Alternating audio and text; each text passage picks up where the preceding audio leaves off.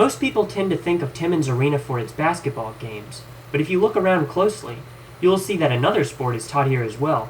This is the Furman University Aikido Club, and unlike basketball, Aikido focuses on tossing people instead of balls. I started teaching, I guess, within a year of learning Aikido. It's sort of a basic rule that you start learning, and then if your teacher doesn't show up, the senior student in class gets to teach the class. So even as a white belt, a very beginner, there'd be occasions in which I was the senior student just because I'd been there for 8 weeks and everybody else was there for the first week. So it's a very natural introduction to teaching. And to me, the idea of Aikido is it's very simple. You just teach what you know.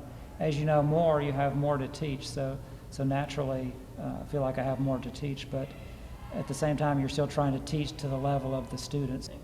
Well, when I was applying to colleges and I figured out that I got into Furman, I was obviously very excited because I go to a school that's called FU, right? And I went on Furman's website and started researching like recreational sports clubs because I can't really do extreme cardio sports like basketball. So I saw Aikido, and I've always wanted to do a martial art, and the website really described it well. It said it was a very calm art. It taught you mind-body unification. It sounded pretty interesting. So when I got to Furman, Dr. Stone was actually in my Spanish class. So I was able to talk to him and get some more information, and the rest is history.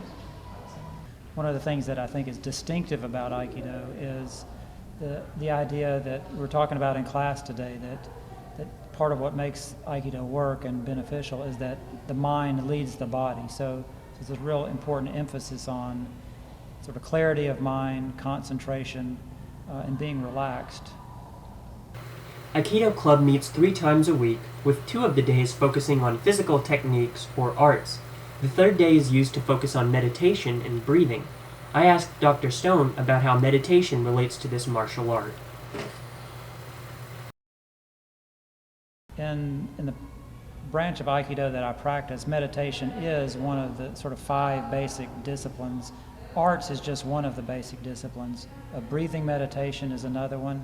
And then just sitting meditation, sort of mental concentration is yet a 3rd part of Aikido.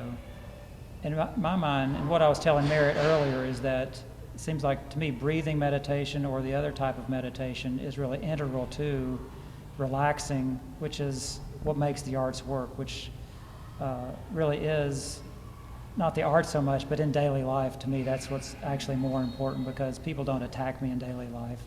I'm really teaching students, interacting with my family and friends.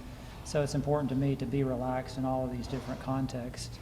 And say to start off the day by sitting for even 10 minutes is very relaxing, sort of puts me in the right frame of mind to sort of deal with the rest of the day.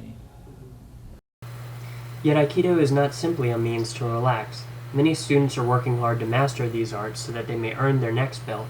Dr. Stone told me a little bit about what goes into earning each belt and what each color represents.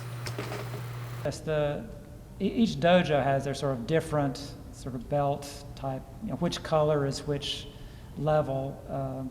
In our dojo, you'll start with a blue belt, which means you passed your first test. You'll next have a purple belt, which basically stands for 2 levels, and then a brown belt, and finally a black belt. In Shinshin Toitsu Aikido, which is Aikido with mind and body coordinated, we really think of the levels of testing in terms of different levels of, I guess, ability, but really you're doing something different at each level. So at the beginning level, you're trying to demonstrate sort of clarity of intention, clarity of movement. At the next level, you're trying to illustrate or demonstrate an element of rhythm added to that clarity. The 3rd level of testing is to try to demonstrate not only clarity of intention or clarity of mind, but rhythm and then also an element of control, so that it's really more about if you can control yourself, then you can control your attacker or the uke. And then finally, the last level of testing is the element of power. That is, when you're doing things with a clear mind, you're doing them rhythmically and with some control, then with some practice and proficiency, the arts themselves require a great deal of power. When the class was finished, I asked Lauren Cloud about what she personally gets from taking Aikido. I would say the biggest part of Aikido is the mind-body unification. You learn how to really be calm in everything that you do. You learn how to act with confidence and how to really follow through with something.